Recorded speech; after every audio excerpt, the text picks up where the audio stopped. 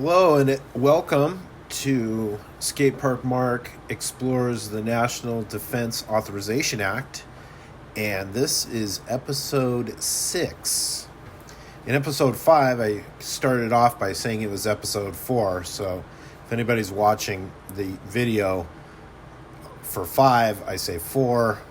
Just never mind that little error and proceed, because it is indeed 5. And 5 went all the way through section 529G, and it's been a couple days since I've done this, and we're starting fresh here. This exploration can definitely get a little tiresome.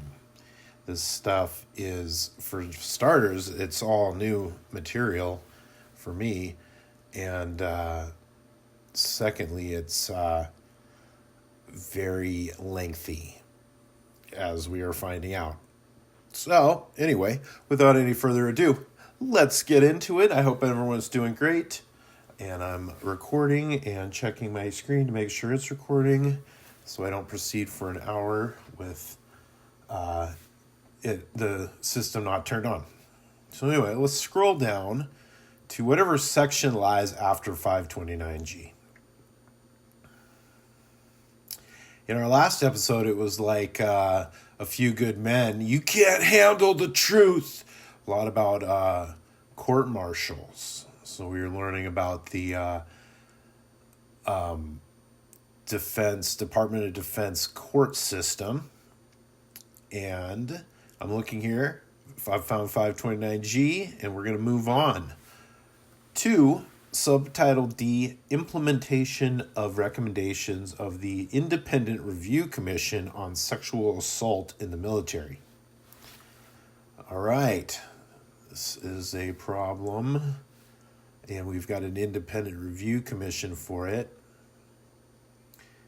And let's just do a search for that really quick. Just to see what this commission might look like. According to the internet, Independent Review Commission, defense.gov, at the direction of President Biden, Secretary of Defense Lloyd J. Austin III ordered a 90-day independent review commission on sexual assault to take a bold action to address sexual assault and harassment in the force. Well, maybe we can see what they found.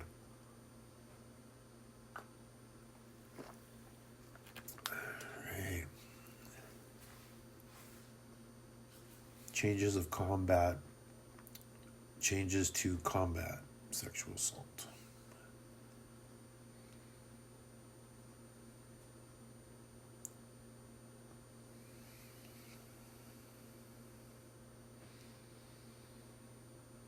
No longer prosecuted by commanders.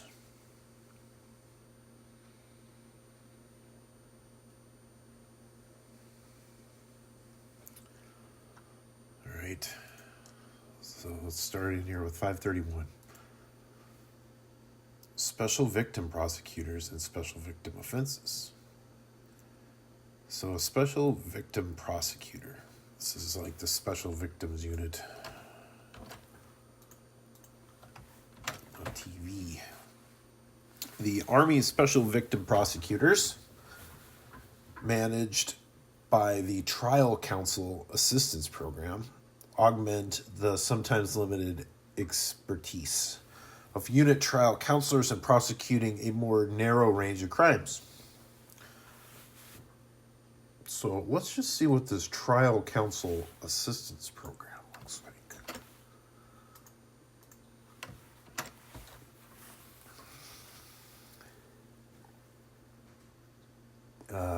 Counsel. Trial Counsel. Looks like the Army website has it wrong.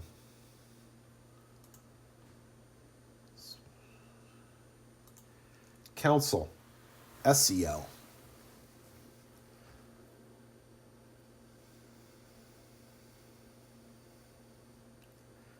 Advocates supported by a civilian paralegal fulfill its mission to providing information, advice, training, and trial assistance to military prosecutors worldwide. Trial Counsel Assistance Program.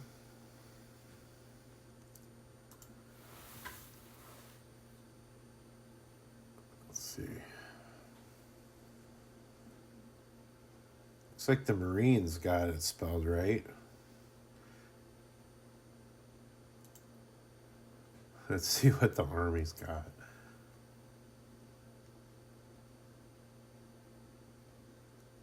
"15 slots, prosecutors last summer grew to 24. These Army lawyers enhance prosecution of offenders with expertise."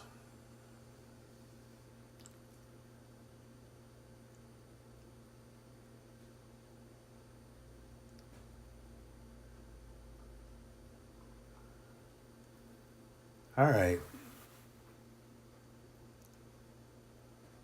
Special victim prosecutors. So we've increased it from 15 to 24. There are anywhere between 400 and 500 unit trial counselors across the Army.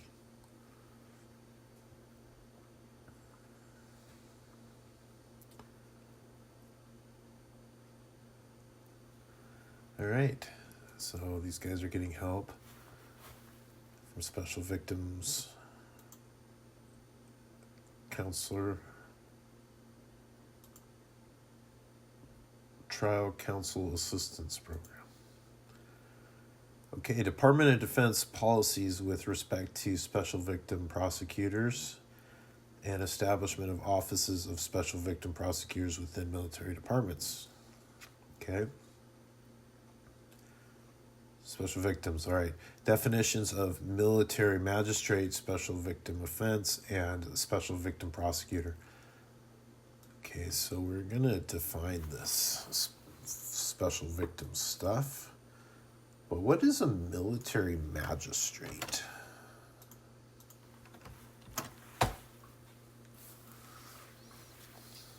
A military magistrate shall be a commissioned officer of the armed forces who is a member of the bar of a federal court. So, magistrate. The military commander as the military magistrate.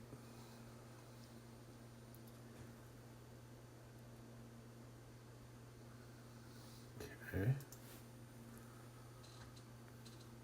So what does it say? Commanders are not going to be magistrates? What did that say?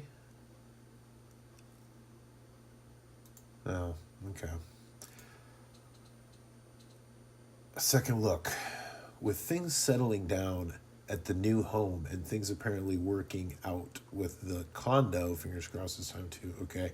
So somebody's writing about this, they're blogging.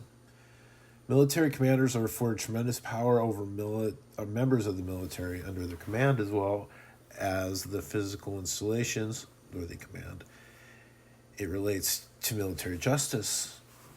The commander is essentially the mayor, the district state attorney, the person who selects the group from which the jury comes out of, and also serves as the military magistrate. And in these areas, it is safe to say these powers are exercised broadly and with little to no questioning to that authority. This post discusses the latter power and reviews the seminal case in this area and suggests that perhaps the legal, political, social, military history surrounding military justice reform may not make the question so clear-cut. So, magistrates, as opposed to district judges, typically review requests for search warrants, which in the military are called authorizations. In the military, certain commanders are given the authority to serve as magistrates, authorizing searches of the person of service member or property under their jurisdiction, which typically extends to property located within geographical boundaries of a military installation.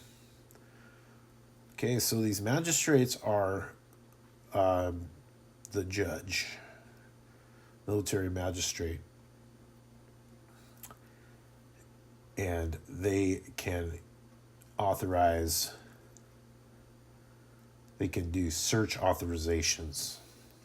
Okay. Thank you, Echoes of Adolphus, for the exploration of military justice. So we're blogging, fellow blogger here, a little bit more knowledgeable than me. All right, special victim prosecutor. Okay, moving on. Clarification relating to who may convene court-martials. Okay, detail of trial counsel. Preliminary hearing. Advice to convening authority before referral for trial. Former Jeopardy. All right, so these are all parts of the court, or the I don't know, what would you call it? The proceedings. Former Jeopardy. Military.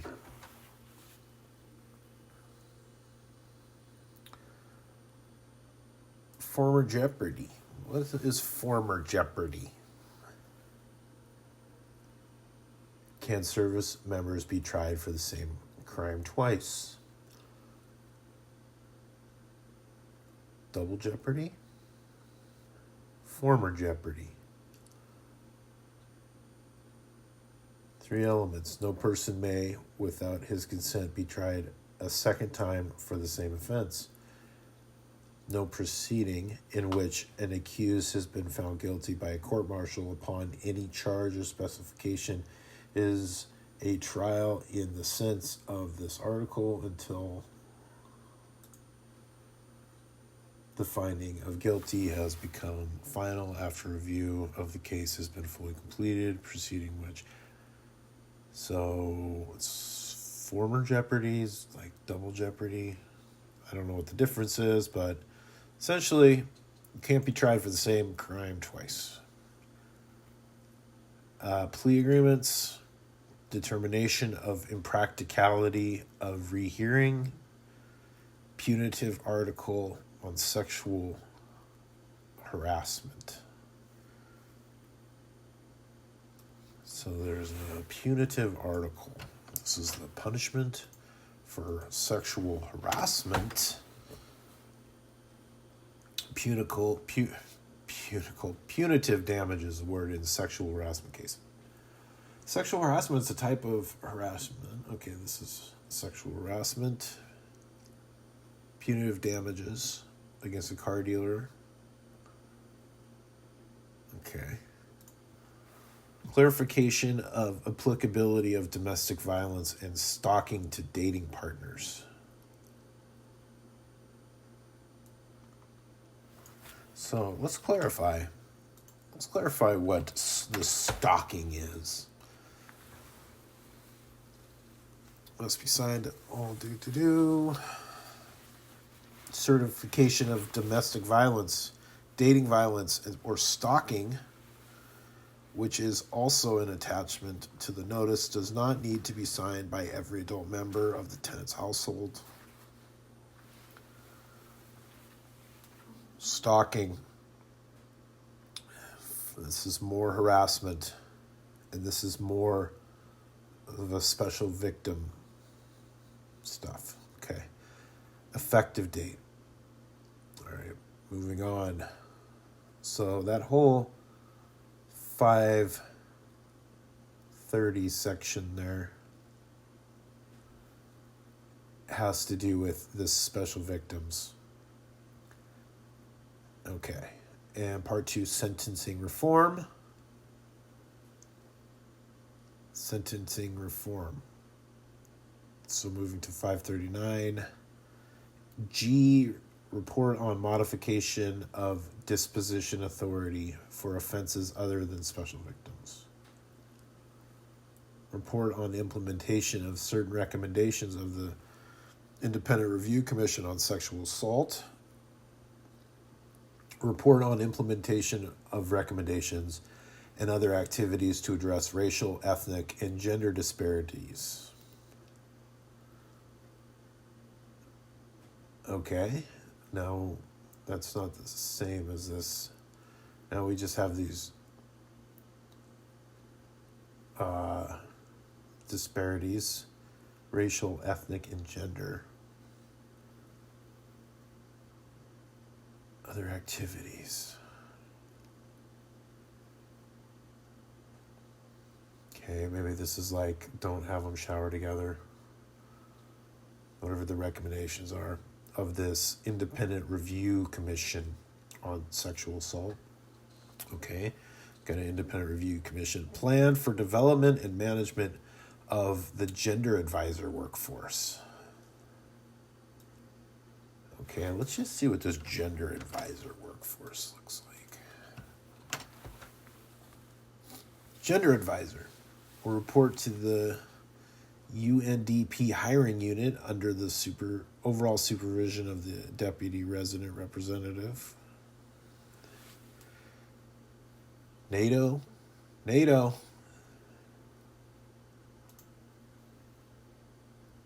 This is NATO.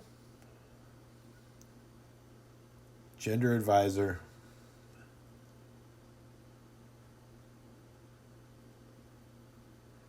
Following the violent experience of wars in the 20th century and the changing global context of peace and security, in the late 90s, women's groups came together and pushed for a gender perspective to include United Nations Security Council, International Peace and Security Agenda, gender advisors,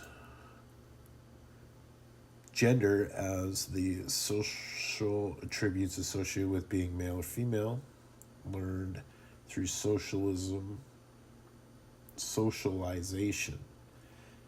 and determines a person's position and value in a given context. Gender does not exclusively refer to women. The primary job of the gender advisor is to provide guidance and advice to NATO commanders on how to integrate gender perspective into operations and missions. Okay, how do we approach this subject? Very carefully. Gender. All right, moving on to the 540s. Subtitle E. Other sexual assault related matters. 541. Independent investigation of complaints of sexual harassment. Modification of notice to victims of pendency of further administrative action following a determination not to refer to trial by court-martial. Okay, so if this harassment is not going to go to trial, there's a way that the victims can be notified of what's going on, because that has been spelled out, I think, when it goes to trial, that there's laws that the victim has to be notified. But if it doesn't go to trial or a court-martial, the victim still gets to get notified in certain ways, looks like. All right, 543, modifications to annual report regarding sexual assaults involving members of the armed forces. So there's an annual report, we're going to modify it. Civilian positions to support Special Victims Council. Okay, so we're going to have civilian positions involved. And this might be to support Special Victims Council. So this is probably those trial counsel assistance program. Okay. Moving on, 545, feasibility study on the establishment of clearinghouse of evidence-based practices to prevent sexual assault, suicide, and other harmful behaviors among members of the armed forces. So feasibility study on the establishment of a clearinghouse of evidence-based practices. What is a clearinghouse of evidence-based practices? Man, they use this clearinghouse a lot in this stuff. Evidence-based clearinghouse for child welfare. The mission of the California Evidence-Based Clearinghouse for Child Welfare is to advance the effective implementation of evidence-based practices for children and families involved with the child welfare system. Okay. What works clearinghouse? All right. Let's just, okay. It's evidence-based. Okay. Let's see. What is a clearinghouse?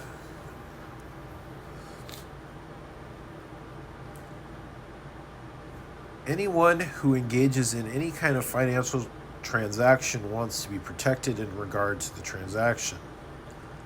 A clearing house is a financial institution formed to facilitate the exchange of payments, securities, and derivative transactions. A clearinghouse stands between two clearing firms.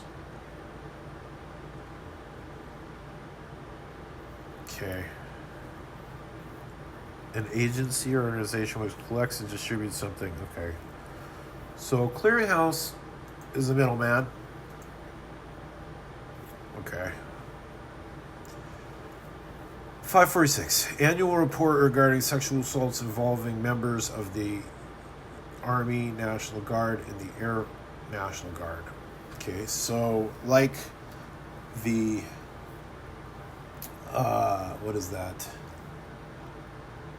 The report in the armed forces. Okay, so we have armed forces, and then we have National Guard. Armed Forces, National Guard. Armed Forces, National Guard. Is it National Guard or Armed Forces? I don't know. But anyway, we're going to have a report. You know, this harassment happens in the National Guard as well. All right, moving on. Subtitle F. Member education, training, and transition. Training on consequences of committing a crime in pre-separation counseling of the Transition Assistance Program. So there's consequences in this if you mess up while you're in this transition program. What's this in transition program? The Transition Assistance Program is a U.S. Department of Defense-led program that provides information and training to ensure service members transitioning from active duty are prepared for their next step in life, whether pursuing additional education, finding a job in the public or private sector, or starting their own business. So we're transitioning here. And Transition Assistance Program. Benefits, the VA Transition Program.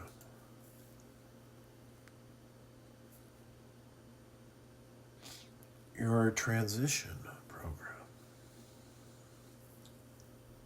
About 250,000 service members transition to civilian life each year.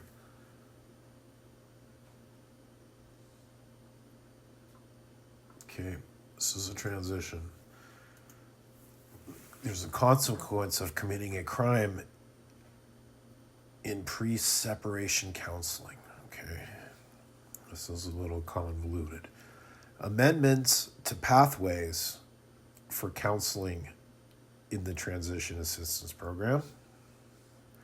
Okay, let's just see what the pathways for counseling means, just generally. Pathways. Pathways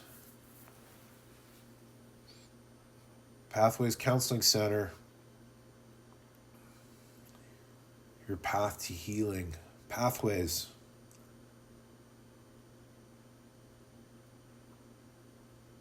Well, this is probably not military stuff. So pathways for counseling. General term of art there, pathways.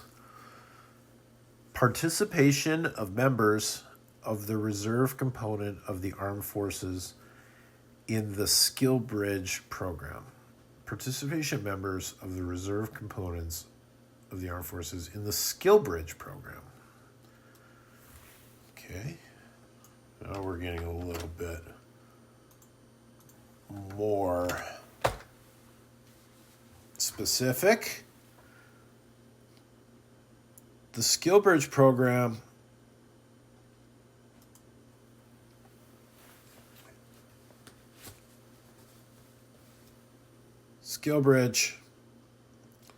looking for your next career? Are you within 100 days of release from active duty? So we can discover opportunities, so we can transition. Skill Bridge.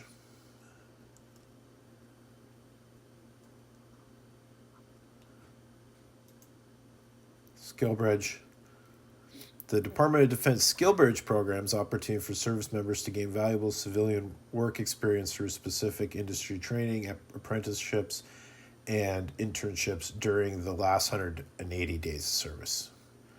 Great. So that's awesome. Got 180 days left. You give them the Skill Bridge. All right. 554. Expansion and codification of matters covered by diversity training.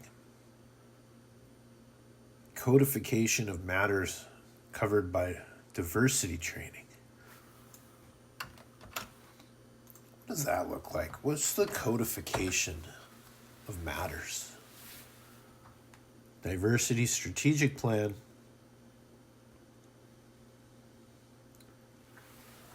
Okay, so we want to just make the Department of Defense more diverse. And we're expanding and we're codifying the matters. All right. Expansion of Junior Reserve Officers Training Corps program. Okay. Let's see what that looks like.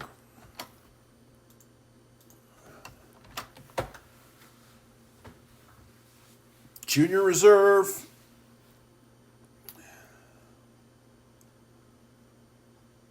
Help Center, Junior Reserve Training Corps. Okay, so that must be ROTC, Reserve Officers Training Corps. It's a junior ROTC. Junior Reserve Officer Training Corps prepares high school students for leadership roles while making them aware of their rights, responsibilities, and privileges as American citizens. Stimulus for promoting the U.S. Army Junior. The headquarters is in Fort Monroe, Virginia.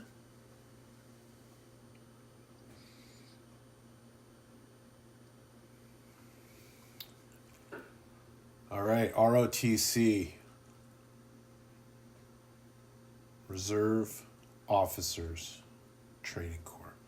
The U.S. Department of Defense, here's the website, briefing, Pentagon Press Secretary. King of Calypso, Harry Belafonte, was a World War II sailor.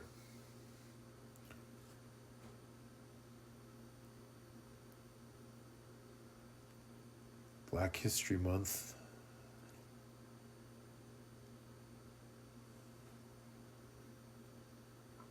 Okay, here's the department, defense.gov. This is their website. It's a good one to know. All right. 556, Defense Language Institute Foreign Language Center.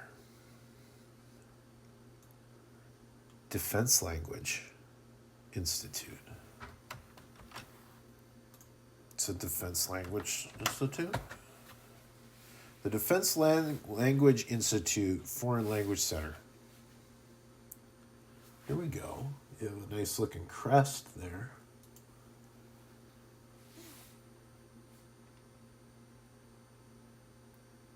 The Defense Language Institute Foreign Language Center.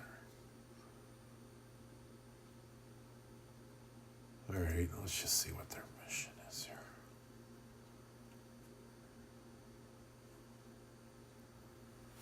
It's a long acronym. DLIFLC. DLIFLC provides culturally based foreign language education, training, evaluation, and degrees for the Department of Defense globally to afford comprehensive understanding of the joint operational environment, a competitive edge to our warfighters, and safeguard the national security of the United States. Okay, this seems redundant. I feel like we've already had some training somewhere else.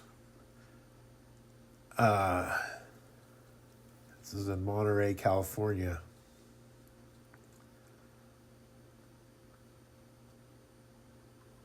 I'll have to look back, but, we were already teaching language stuff in a different thing, so it seems redundant. All right, moving on. 557, allocation of authority for nominations to the military service academies in the event of the death, resignation, or expulsion from office of a member of Congress. The allocation of authority for nominations to the military service. Okay, so a member of Congress has the authority to nominate to military service academies. But if they die or they get expulsion, where does that authority go? All right, that's interesting.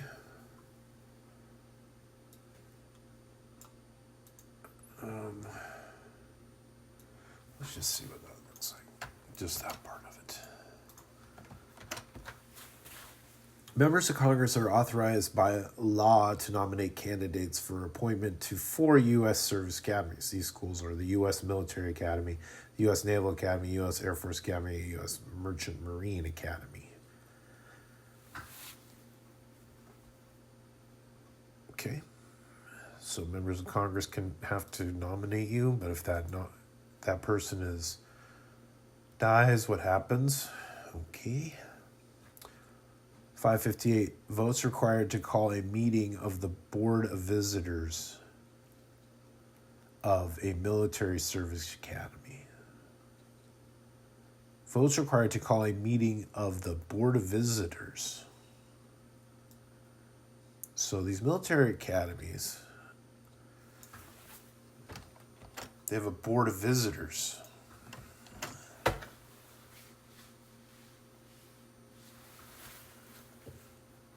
Board of Visitors.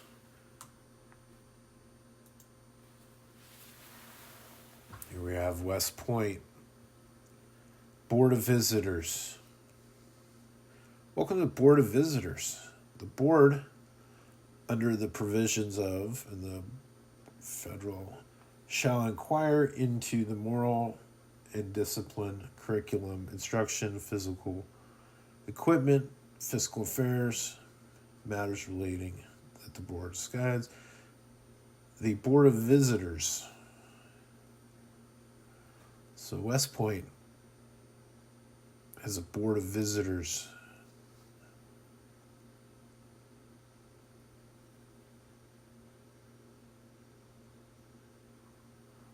Okay. United States Naval Community College. So we have a Navy and we have a Navy Community College.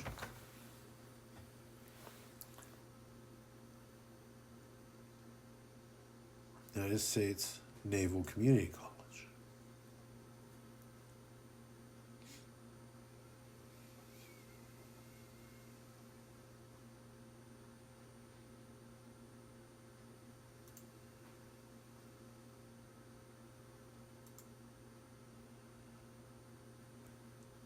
The Naval Community College.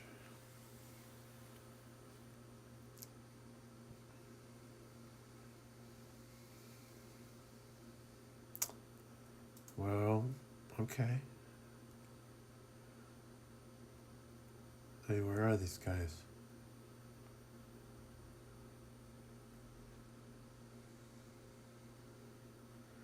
It might be an online thing too.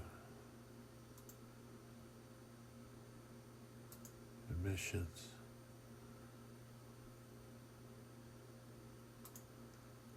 Fake use.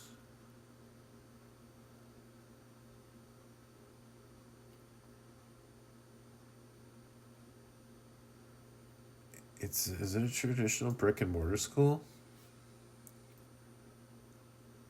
Courses virtually in asynchronous mode.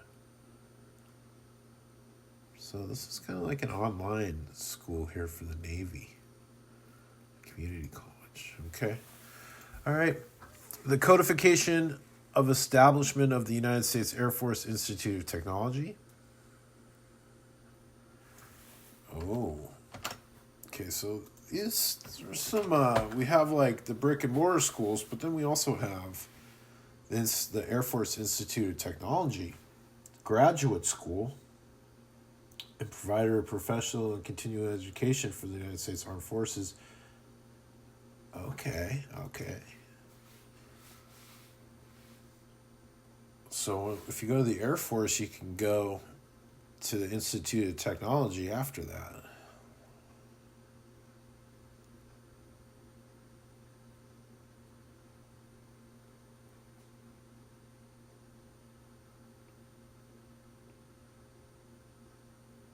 And this is where you make UFOs. Hangar 18. It's our newest software factory. Hangar 18 delivers software and data capabilities to the digital engineering and acquisition community. Wright-Patterson Air Force Base. Hangar 18 is a cooperative of digital teams and assets at Wright-Patterson.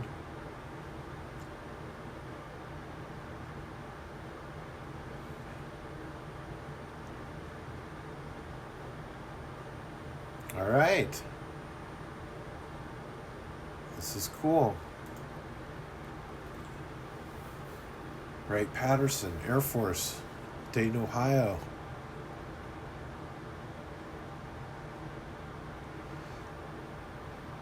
All right. Well, I watched this crazy movie called Deja Vu last night. It's kind of an older one with Denzel. And it was crazy to think, that they've discovered, they being, I don't know, the government, has discovered ways to go back in time. Creates kind of a strange, dual reality, linear, two lines of reality. It's weird to think about, but do we have the capabilities? Maybe we do. You got to learn more about it after you graduate from the Air Force and you do graduate school at the Air Force. Okay. Moving on. Where were we?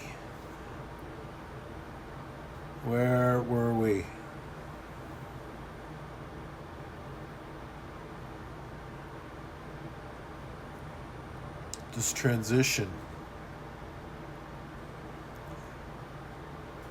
Allocation of authority. Board of Visitors.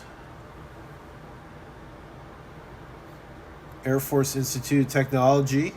All right, clarification regarding scope of employment and reemployment rights of members of the uniformed services.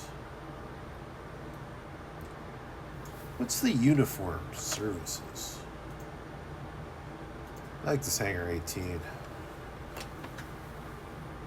Uniformed services. Uniformed services are bodies of people in employment of the state who wear a distinct uniform that differentiates them from the general public. Their purpose is to maintain the peace, security, safety, and health of the public they serve. So, we're still in uniform. There are 7 uniformed services.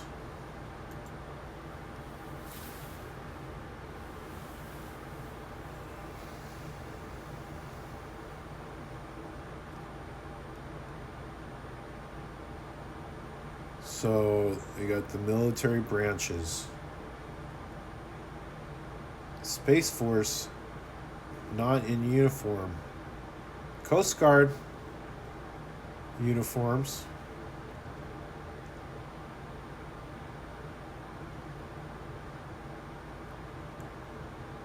Public Health Service.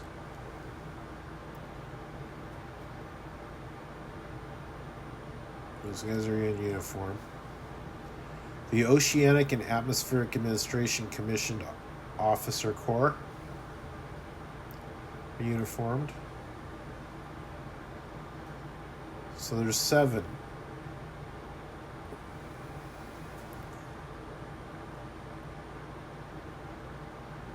Creation of Space Force elicited many different responses. Many currently serving the military or part of the veteran community. Space Shuttle. So military branches. Since the Space Force exists only in our hearts and minds,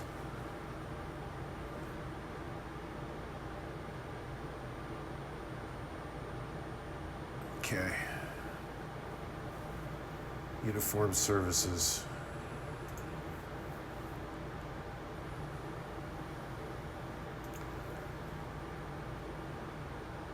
This is not secure. Alright, let's not go there.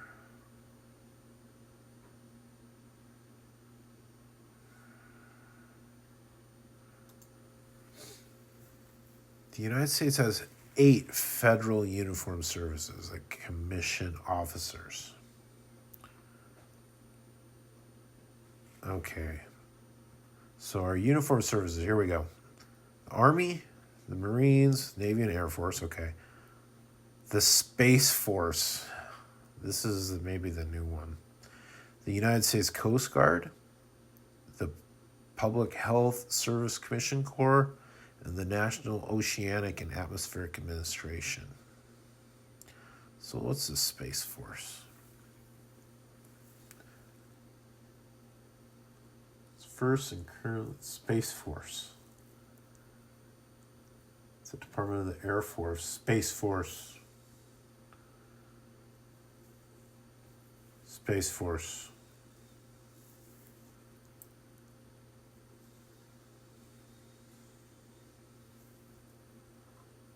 All right, that's good to know what our uniform services. That's good stuff. All right, clarification and expansion of the prohibition on gender segregated training in the Marine Corps.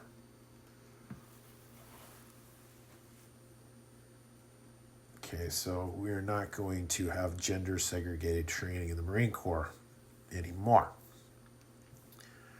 All right, moving on, 559D, requirement to issue regulations ensuring certain parental guardianship rights of cadets and midshipmen. Parental guardianship rights of cadets.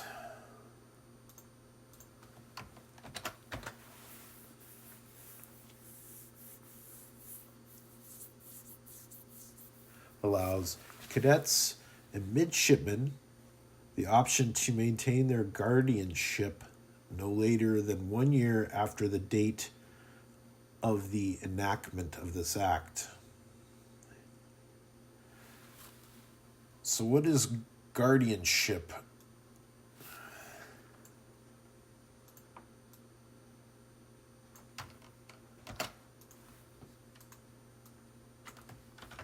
What is cadet guardianship?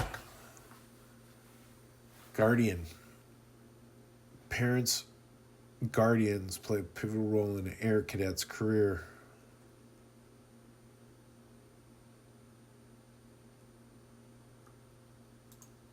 There's a handbook.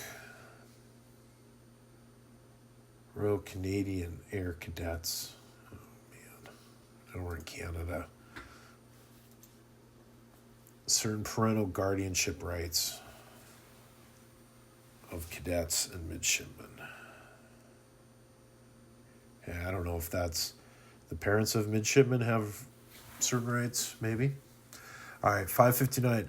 Defense language, and why just those? I mean, why not others?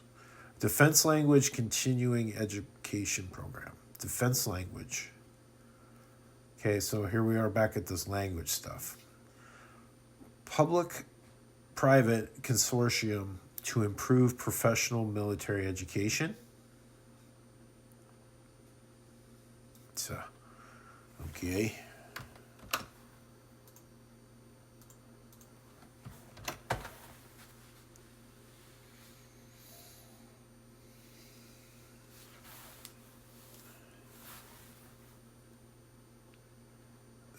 Would advance the training and development of junior warfighters. More Hoosier jobs. This makes jobs. Okay. Standards for training of surface warfare officers and enlisted members. Professional military education. Study on training and education of members of the armed forces regarding social reform and unhealthy behaviors. Notice program relating to options for naturalization. Okay, so we can become citizens. There's a notice program. Pilot program on activities under the Transition Assistance Program for a reduction in suicide among veterans. Very good. Speech disorders of cadets and midshipmen.